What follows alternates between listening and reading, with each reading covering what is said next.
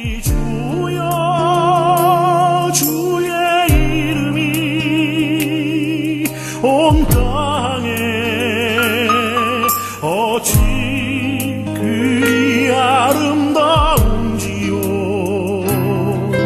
어찌 그리 아름다운지요. 이런 말 한번 들어보셨습니까? 경쟁에 진 상품은 시장에서 소리 없이 사라지지만 경쟁에서 진 사람은 같이 살자고 목소리를 높입니다. 이제 이해가 가시나요? 경쟁에 진 상품들은 시장에서 이제 경쟁에 졌으니까 하나 둘씩 없어진답니다. 그냥 소리 없이 사라지는데 사람은 다르답니다. 경쟁에 진 사람은 그냥 없어지는 것이 아니라 끝까지 같이 살자고 거기서 아우성을 친다라는 것이죠. 그렇죠? 뭐 대단한 문구는 아닌데요. 얼마 전에 MBC 그 다큐멘터리 스페셜이라는 2부작으로 만들어진 다큐멘터리에서 나왔던 한 슬로건입니다. 내용 중에 하나입니다. 1부, 2부로 나누어져서 나왔는데 그 제목이 10년 후의 세계라는 제목이었습니다. 10년 후의 세계. 참 재미있는 컨셉을 가지고 여러분들 가능하면 TV 안 보시는 게 좋지만 이걸 한번 보시면 참 좋을 것 같아요. 특별히 우리 청년들 10년 후의 세계. 구체적으로요. 10년 뒤에 특별히 이제 지금 인공지능이라 하죠. AI라는 거. 인공지능이 얼마만큼 발전해서 우리의 직업이 없어질까, 대치될까 하는 것을 그 다큐멘터리가 이렇게 쫙 조사를 했어요. 그리고 지금도 여러분 MBC 웹사이트에 들어가셔서 이 다큐멘터리 웹사이트로 들어가시면 여러분의 직업을 딱 치시면 10년 뒤에 몇 % 정도 이제 그 사람들이 그 기계로 AI 인공지능으로 바뀌게 될 것인가를 이렇게 그 예측해 놓은 그런 이 웹사이트가 있고요. 그런 프로가 있습니다. 저도 하도 궁금해서 해봤습니다. 목사는 얼마나 바뀔까? 목사라고 쳤더니 안 나오더라고요. 목사는 안 나오고 목사님, 스님, 뭐 신부님 다 합쳐서 성직자 이렇게 나왔어요. 성직자는 10년 뒤에 57%가 기계로 바뀐답니다. 이 말 별로 안 믿어지죠. 저도 별로 안 믿어졌습니다. 에이 설마 목사가 그렇게, 그러니까 10명 중에 6명은 없어진다는 말입니다. 목사님들이 10명 중에 지금 제 나이 또래 10년 뒤면 한참 이제 목회를 할 50대 중반인데 그 나이가 되면 10명 중에 6명은 기계로 대치된다는 것이죠. 에이 설마 목사라는 일이 그렇게 될까? 나중에 조금 시간 지나니까 에이 설마 뉴질랜드가 그렇게 될까? 제 마음이 조금 이제 점점 이렇게 어떻게든지 조금 안 됐으면 하는 바람에 그렇게 이렇게 좀 붙잡는 그런 마음이 좀 있었습니다. 특별히 제가 그 프로그램을 보면서 이렇게 2부작으로 되어 있는데 두 번째 나온 편이, 제 두 번째 편이 제목이 이렇습니다. 잉여 인간 저항의 시작. 우리 젊은 사람들이 잉여 인간이라는 말 아나요? 그러니까 남는, 잉여라 그러면 남는 거잖아요. 그죠? 쓰고 남은 거, 남은 인간. 그러니까 인간들이 아까 말씀드린 대로 10년 뒤에는 기계로 이렇게 대치되다 보니까 중요한 사람들은 남아있지만 한 4명은, 10명 중에 4명은 그 일을 하고 있지만 그렇지 못한 6명은 도태되는 겁니다. 그 사람들은 뭐 하는가? 그 사람들이 이제 잉여 인간이라고 하는 거죠. 그 잉여 인간에 대한 그 다큐멘터리를 예측해서 쭉 이렇게 프로그램을 만들어 놨더라고요. 아주 흥미있었습니다. 저는 이게 굉장히 먼 이야기인 줄 알았더니요. 여러분 벌써 여러분도 아시다시피 벌써 미국에서는 무인 자동차가 벌써 이제 그 운행을 하고 있습니다. 물론 얼마 전에 또 교통사고가 나가지고 뭐 또 이 이야기가 왔다 갔다 하고는 있지만 일단 그 우리 집사님 하시는 택시나 이런 거는 조금 아직 완전히 안 바뀌고 있지만 이 트럭 운전요. 여기서 여기까지 그냥 물건 갖다 주는 거는 벌써 얼마든지 사람이 없이도 가능한 시대에 있다라는 것이죠. 그렇죠? 그러면서 거기서 예가 몇 가지 나왔는데요. 한 가지는 한국의 예였는데 피자 가게가 나왔습니다. 그냥 평범한 이제 은퇴하시고 남은 은퇴 자금 가지고 피자 가게를 하시는 분이었는데 그 피자 가게에 한 2, 3천만 원만 투자를 하면 기계를 새롭게 들여올 수 있는데 그 기계는 이 뭐 토핑부터 시작해서 오븐에 넣고 구워져 가지고 딱 포장까지 쫙 단추만 누르면 돼서 나오는 거예요. 근데 그게 몇 천만 원이면 할 수 있대요. 근데 이분이 자기 아들도 지금 취직을 못 해가지고 막 고민하시는 분인데 자기네 직원과 이 기계를 생각해 보니까 기계가 훨씬 경제적이라는 거죠. 그죠? 직원들은 한 3년, 4년만 일을 배우면요, 다 나가서 바로 앞에다 차린대요. 이게 안 된, 별로 이게 소용이 없는 거죠. 그런데 이 기계는, 그럴 일 없잖아요. 그죠? 기계가 나가서 뭘 차리진 않을 테니까. 그러니까 이 갈등을 하는 거죠.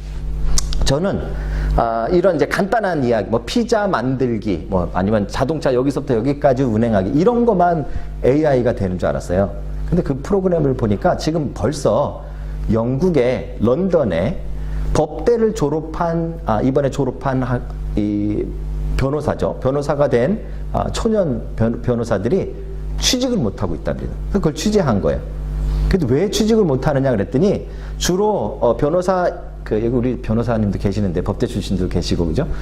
변호사 초년생에는 이렇게 자료 수집하고 뭐 판례 조사하고 뭐 이런 거 한대요. 근데 그거는 사람 뭐 몇백 명이 하는 것보다 요즘 그 로봇 하나, 컴퓨터 하나 쓰면은 한 5분이면 다 해결한다는 거죠.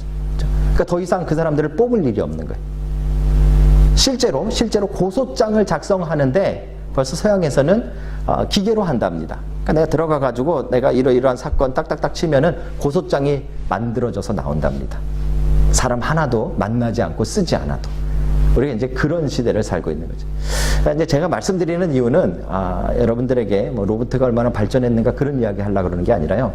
그렇게 하다 보니까 문제가 발생하죠. 아까 말씀드린 잉여 인간들. 이 남는 사람들은 도대체 뭐 할 것인가? 지금 이미 아까 말씀드린 그런 몇몇 뭐 피자 가게라든지 변호사라든지 뭐 이런 몇몇 일들이 벌써 체인징 되고 있어서 이미 직장을 잃은 사람들이 있는데 그 사람들은 이제 앞으로 어떻게 될 것인가 하는 것에 대한 이야기를 아주 심도 있게 그 다큐멘터리가 다루고 있더라고요. 특별히 이제 이 구조가 사람들이 다 떨어져 나가게 되면 경제 구조를 바꾸는데 모든 돈이 이 IT라든지 아니면 이 AI 쪽에 이 첨단 기술 쪽에 운영하는 몇몇 사람들에게 돈이 다 몰리는 거죠. 요즘 여러분 무슨 페이스북이라든지 뭐 소셜 미디어 이런 거 운영하는 사람들에게 모든 돈이 다 몰리듯이 이 빈부의 차가 엄청나게 심각해진다는 것입니다. 그래서 실제로 미국에서는요, 얼마 전에 실리콘밸리에 출근하는 5대의 버스가 습격당했습니다. 이게 여러분 지금 일어난 일입니다. 이게 우리는 뉴질랜드 사니까 조금 늦게 일어나겠지 잘 모르겠습니다. 여러분 그걸 보면서 저도 깜짝 놀랐습니다. 이 남는 사람들이 직장을 잃고 또 그 기계에 밀린 사람들, 잉여 인간들이 자기네들이 가만히 있는 게 아니라는 거죠. 그래서 아까 제가 맨 처음에 읽어드린 그 문장대로 상품은 경쟁에 지면 그냥 도태되고 조용히 사라져버리지만 사람은 안 그렇다는 겁니다. 그래서 사람들이 돌을 들고 출근하고 있는 버스에 던져가지고요, 5대가 습격을 당했는데 4대가 애플 거고요, 1대가 구글 거였습니다. 그래가지고 그게 한번 발칵 뒤집혀지는, 지금도 실리콘밸리에서 사람들이 데모하는 일들이 일어나죠. 그렇죠? 이거를 이 돈이 몰린다 그랬잖아요. 그 맨 위에 정말 몇몇 사람들 정말 부를 모두 끌어모으는 그 사람들은 모르느냐? 알고 있어요. 알고 있는 것 같아요. 그래서 지금 미국에서 가장 잘 되는 비즈니스가 뭔지 아십니까? 벙커를 만드는, 벙커라 그러죠. 벙커. 이 지하에다가 이렇게 대피해서 살 수 있는 벙커를 만들어 파는 회사가 지금 호황을 누리고 있답니다. 미국에 돈 많은 사람들이 다 벙커를 사다가 한적한 곳에다 지금 심어가지고 만들고 있는 거예요. 사람들을 안 만나고 만약에 폭동이 일어나도 숨어가지고 5년씩 10년씩 살아남을 수 있는 대비책들을 벌써 마련하고 있는, 본인들도 안다는 이야기입니다. 사회가 붕괴된다는 것을. 여러분, 우리가 한번 심각하게 생각해 봐야 될 문제입니다. 그렇게 멀지 않은 미래에 우리가 직면하는 이 문제 도대체 어떤 문제인가? 단순히 경제적인 문제인가? 단순히 직업을 잃는 실직에 관한 문제인가? 그보다요, 더 그 중심에는 어떤 문제가 있는가 하면 인간 존재에 대한 가치에 대한 문제가 있죠. 잉여 인간들, 이제 쓸모 없어진 이 사회에서는 더 이상 경제 활동을 할 수도 없고 다른 예술 활동도 별로 별 볼 일 없이 남아도는 이 사람들, 기계가 하는 게 훨씬 더 좋은, 로봇가 하는 게 훨씬 더 잘하는 그런 시대가 오게 되면 우리 인간들은 남아돌게 돼서 그 가치가 점점 추락하고 떨어진다는 것이죠. 인간의 가치가 전락하는 사건입니다. 여러분의 가치는 어떻습니까? 여러분 자신이 어떤 가치를 가지고 산다고 생각하십니까? 우리 눈앞에 당장 로봇가 안 걸어다니고 우리 눈앞에 당장 사람이 운전하지 않는 무인 자동차를 볼 수 없기 때문에 이 일이 멀게 일어날 것이라고 저도 그렇게 생각하고 여러분들도 생각하고 있지만 정말 그런지 한번 우리는 돌아봐야 됩니다. 그리고 만약에 이 일들이 코앞에 우리에게 닥쳤다면 그때 우리 인간들의 가치는 도대체 어떻게 될 것인가? 그래서 오늘 특별히 오늘 하나님의 말씀 속에서 우리가 발견하려고 하는 것은 우리의 가치는 도대체 어떻게 먹여지는가? 경제력에서 뒤져져 버리고 그죠? 더 이상 뭘 만들지도 못하고 예술 활동도 못하고 그냥 먹고 자는 것밖에 못하는 그런 인간으로 우리가 전락해 버리는가? 그때 우리는 어떤 가치가 있는가? 그죠? 여러분들의 인간의 가치, 여러분들의 정말 존엄한 가치가 어떤 것인지 오늘 말씀 속에서 찾아가는 여러분 되시길 주의 이름으로 축복합니다. 우리가 아브라함 이야기를 계속 진행해가고 있는데요. 아브라함 이야기에서도 이 잉여 인간이 등장합니다. 남아도는 인간. 어떻게 보면 없어도 되는 인간, 아니 없는 것이 더 좋은 인간이 아브라함 이야기에 등장합니다. 아브라함 이야기는요 12장부터 시작해서 한참 21장까지 뭘 중심으로 가는가 하면 아들 낳는 이야기로 갑니다. 그래서 아브라함 이야기의 핵심은 아브라함의 모든 하나님께로부터 받은 약속을 이어받을 그 이삭이 태어나는 것으로 점점 포커스가 맞춰지는 것이죠. 그러다 보니까 우리 지난 시간에 등장했던 한 사람 있었죠. 누가 등장했죠? 엘리에셀 기억나십니까? 아브라함이 하나님에게 이렇게 자식 안 줄 거면 차라리 우리 집에서 길려진 우리 종 중에 제일 똑똑한 엘리에셀을 후사로 삼겠습니다 라고 요청했던 거 기억하시죠? 제가 엘리에셀인데 자꾸 헷갈리고 에벤에셀이라고 자꾸 그러더라고요. 에벤에셀 딴 거고요. 엘리에셀. 여러분 엘리에셀은 어떻게 보면 그 종들 가운데서는 제일 뛰어난 사람입니다. 그 집에 세컨 제너레이션 가운데서는 어쩌면 제일 똑똑한 종인지 몰라요. 그런데 그도 도태되는 인간입니다. 그 이야기에서는 주인공이 아닙니다. 이제 더 이상 엘리에셀은 별로 중요한 사람으로 여기 등장하지도 않죠. 이런 사람들이 아브라함 이야기에 등장한다는 것입니다. 그 이야기의 대표적인 사람이 오늘 본문에 등장합니다. 아브라함은 엘리에셀을 하나님 앞에 들이밀어서 내 아들을 삼겠습니다. 그랬더니 하나님이 노하셨어요. 노하신 이유는 이것입니다. 아브라함의 유전자를 이어받은, 다시 표현하면 성경대로 표현하면 네 몸에서 날 자라야 하니라 이렇게 말씀하셨어요. 엘리에셀은 아브라함의 유전자를 이어받은 자식은 아니죠. 그 집에서 길러졌고 훌륭하게 자란 종이잖아요. 그래서 엘리에셀은 안 됩니다. 한참 지났는데도 자식은 생기지가 않습니다. 그랬더니 남편보다도 아내인 사레가 마음이 조급했습니다. 이러다가 이 모든 것이 그냥 다 날아가 버리는 것이 아닌가. 하나님의 약속을 이어받을 자식이 없이 끝나는 것이 아닌가. 그래서 그 당시에 머리를 굴려서 자기 남편에게 제안한 것이 있는데 자기의 몸종인 하갈이라는 여인을 아브라함의 첩으로 들여서, 이게 와이프가 할 일입니까? 이게 참 놀라운 일입니다.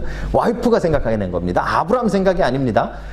와이프 생각에 자기의 몸적인 하갈을 아브라함의 그 첩으로 주어서 그로부터 아기를 낳겠다 하는 것이죠. 근데 여러분 이게 우리나라에도 있었고 여러분 아시죠? 시바지라는 그런 전통적인 그런 어떤 풍습이 있었습니다. 이 대를 이어가는 것을 굉장히 중요하게 여기는 그런 사회에서는 대를 잇기 위해서 아내가 아닌 다른 여자에게 아이만 낳게 하는 일이죠. 그렇죠? 이 아이를 다른 여자가 낳지만 이 아이는 사레의 몸종이 낳기 때문에 사레의 아이와 같이 되는 겁니다. 그리고 아까 말씀드렸던 유전적으로 아브라함의 유전자를 이어받게 되기 때문에 하나님이 말씀하신 거에도 맞는 말이죠. 네 몸에서 난 자 맞잖아요. 그래서 사레가 이 하갈을 첩으로 아브라함에게 주면서 자꾸 제안을 합니다. 아브라함이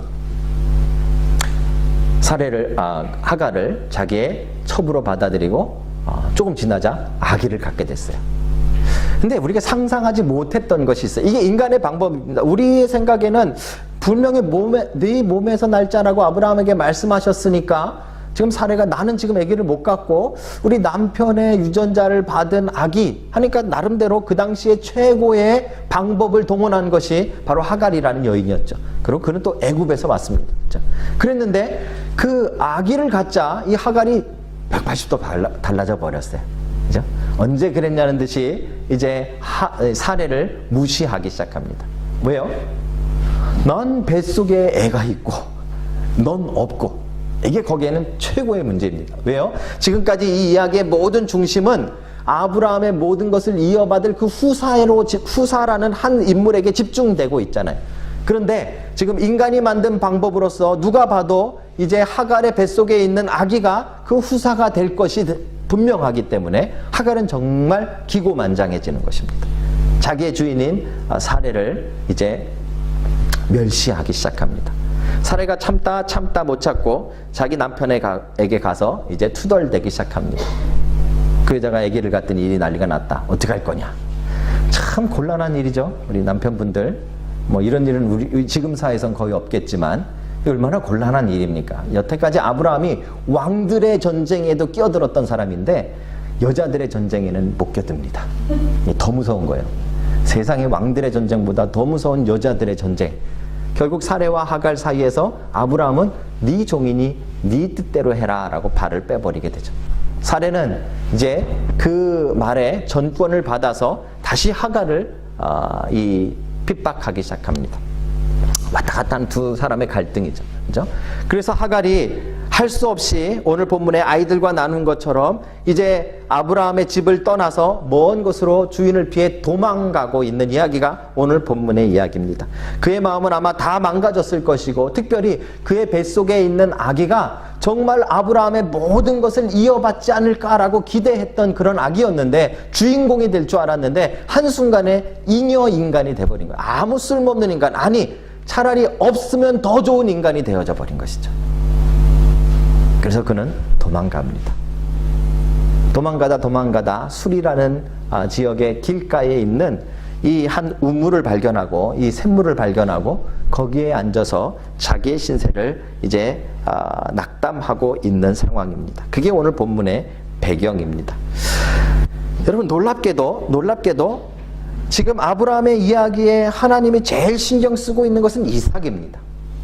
어떻게든지 아브라함이 그 믿음을 가지고 이삭을 갖게 되느냐 그 이야기를 21장까지 이어갑니다. 근데 이 중간에 갑자기 뜬금없이 나타난 예상치 못한 사건, 어떻게 보면 하나님의 계획적이지 않았던 인간의 계획으로 말미암아 태어나게 될 이스마엘과 하갈에 대한 이야기가 오늘 본문에 아주 중요하게 기록되어져 있다. 놀라운 사실은요, 하나님이 이 하갈을 그냥 모른 척하지 아니하셨다는 것입니다. 하나님은 하갈을 찾아가서 그에게 말씀하십니다. 네가 어디서부터 와서 어디로 가려 하느냐. 그렇죠? 그리고 이제 그 하갈을 위로하기 시작합니다. 네 뱃속에 있는 아기의 이름을 이스마엘이라 하라라고 말합니다. 그리고 그 아기에 대한 큰 민족에 대한 약속을 줍니다. 여러분 이걸 잘 보셔야 됩니다. 지금 원래 하갈은 아기를 갖자마자 이 아기가 아브라함의 모든 것을 이어받을 중요 인물이 될 줄로 알았는데 쫓겨남으로 말미암아 쓸모없는 인간으로 전락한 겁니다. 어떻게 보면 자기뿐만 아니라 자기의 뱃속의 아기도 이제 앞길이 막막해져 버리고 아무런 소용이 없는 의미 없는 인생을 살아가게 될 것이라고 생각했을 것입니다. 근데 하나님이 그런 하갈에게 나타나서 그 아기가 앞으로 어떤 큰 민족을 이룰 것인가에 대한 약속을 하십니다. 마치 아브라함에게 하신 것처럼, 마치 이삭에게 하신 것처럼 하갈에게도 이 약속을 하셨다는 것이죠. 우리 여기서 참 하나님 도대체 뭘 하시려고 하는가 하는 것을 좀 집중해서 봐야 됩니다. 그 이름을 짓게 하셨죠. 이스마엘이라 하라. 이스마엘이 무슨 뜻입니까? 여호와께서 네 고통을 들으셨다, 이런 뜻이죠. 하나님께서 들으셨다라는 것이 이스마엘이라는 이름의 뜻이에요. 얼마나 중요한 이름입니까? 그죠? 근데 여기서 우리가 정말 집중해 봐야 될 것은 하갈이 이 하나님을 만나서 아이의 이름을 듣고 아이의 미래를 듣고 하나님께서 나를 보살피고 계시구나라고 고백하게 됨으로써 그의 가치가 바뀌고 그의 자녀의 가치가 바뀌게 됐다는 것입니다. 어째서 이런 일이 일어날 수 있을까요? 우리는 인간의 가치에 대해서 이야기하면 경쟁에서 뒤졌을 때 또는 다른 사람들에게서 어떤 평가를 받는지, 내가 무엇을 할 수 있는지, 내가 어느 대학을 나왔는지, 내가 어떤 공부를 했는지에 따라서 우리의 가치가 먹여진다고 우리는 착각하며 살아가고 있기 때문에 그래요. 제가 재밌는 이야기를 오늘 새벽에 페이스북에서 저희 설교 잘 올라갔나 이렇게 딱 봤더니 여러 가지 글들이 올랐는데 한 재밌는 글이 있더라고요. 어떤 글이었는가 하면 어떤 여자분인가 봐요. 이 대학생이었는데 카페 1층에 가가지고 혼자 여유롭게 이렇게 테이블에서 커피를 마시고 있는데 사람들이 굉장히 많았대요. 2층에서 한 커플이 내려오더래요. 남자랑 여자랑. 그러더니 그 남자가 자리를 자기네들한테 양보하고 위층으로 올라가 달라 그러더래요. 그 너무 황당한, 가만히 있는데 왜 자기가 왜 그래야 되냐고. 무슨 말이냐고. 그러니까 여기는 자기네들이 공부 좀 하려고 그러는데 위층은 너무 시끄러워서 안 되겠으니 당신이 올라가고 자리를 달라 그러더래요. 모르는 사람한테. 얼마나 황당해요. 그래서 여자가 이렇게 쳐다봤대요. 그랬더니 그 남자가 갑자기 자기 학생증을 꺼내더래요. 서울대 학생증. 그들 딱 보여줘요. 뭐예요? 나 서울대생이니까 공부해야 되니까 네가 좀 비켜. 이런 뜻이에요. 너무 황당하잖아요. 이 여자는 어떻게 할게요? 자기도 학생증을 꺼내서 보여줬대요. 그러고 끝났대요. 여러분, 웃기는 이야기인데요. 우리가 생각하는 인간의 가치가 거기에 있어요. 우리는 학벌 가지고 우리의 가치를 따져요. 어느 대학을 나왔느냐에 따라서 우리의 가치가 정해져요. 그렇죠? 우리는 어떤 일을 했느냐에 따라서 우리의 가치가 정해져요. 또 우리는 돈이 얼마나 있느냐에 따라서 우리의 가치가 정해져요. 어떤 차를 타고 다니느냐에 따라서 가치가 정해진다고 생각해요. 근데 다 착각입니다. 왜요? 여러분, 어떤 제품이 있다고 생각해 보십시다. 이 제품의 가치, 특별히 예술품일수록 그 가치는 누가 매기는가 하면 창조자만 매길 수 있는 거예요. 그렇죠?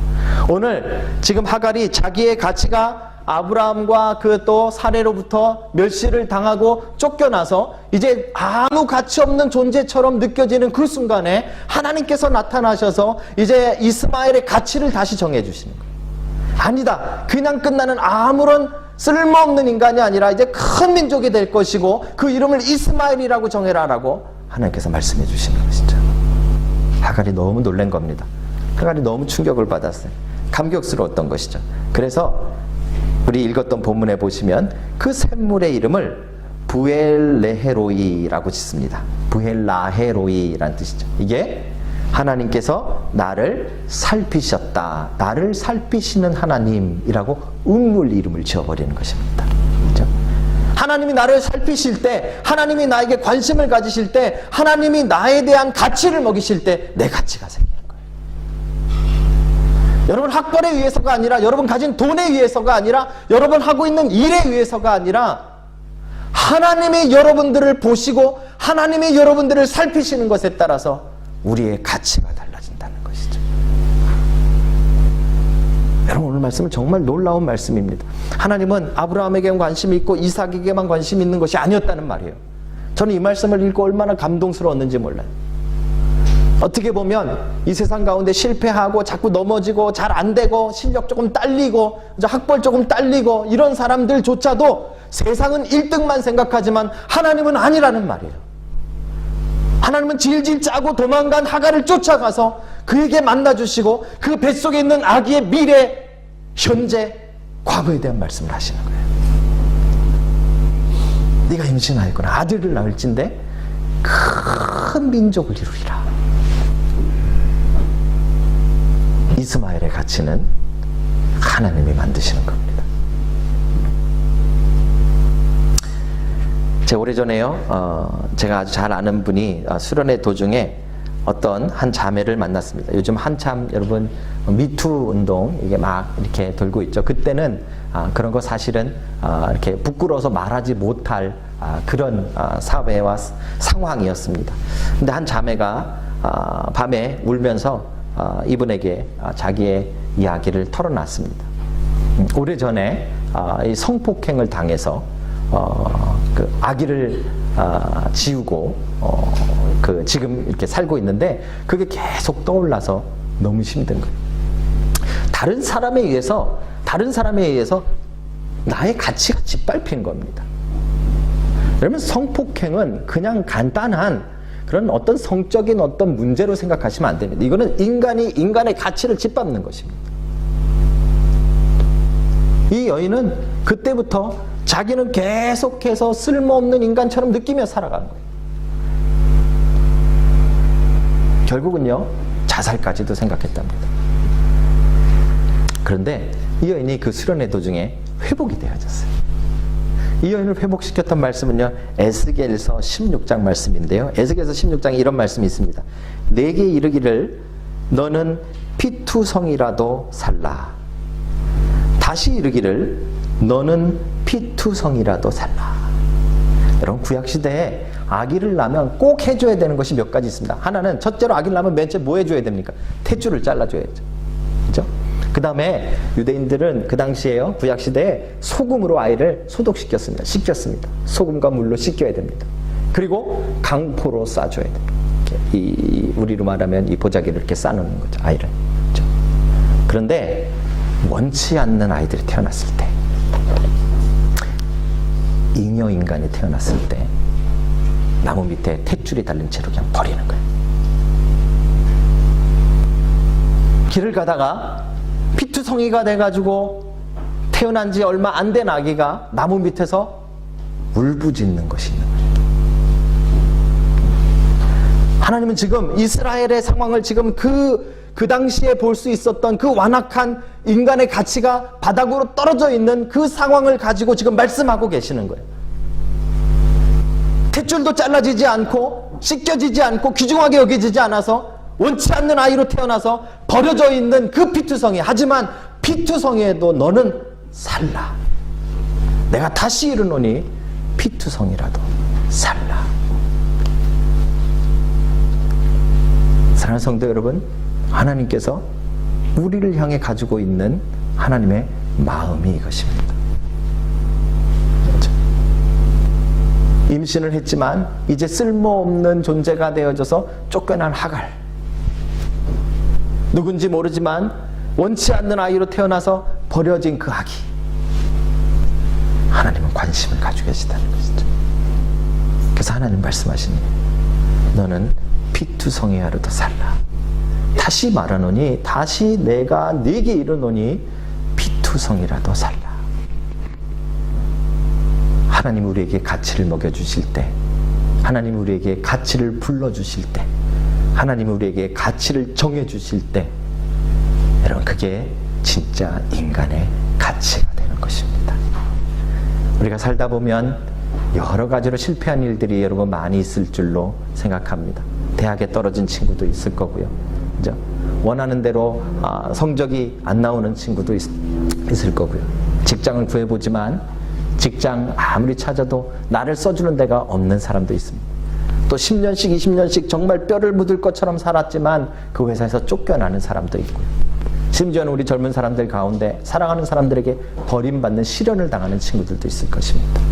우리는 그때마다 우리의 가치가 점점 아무것도 아닌 것처럼 느껴질 때가 우리에게 많이 있죠. 사단의 속임수입니다. 우리의 가치는 거기에 먹여지지 않습니다. 여러분과 저의 가치는 학벌이나 공부한 것이나 할 수 있는 일이나 능력이나 학교에 따라서 달라지는 것이 아닙니다. 우리의 진짜 가치는 하나님의 부르심에 따라 있는 것이죠.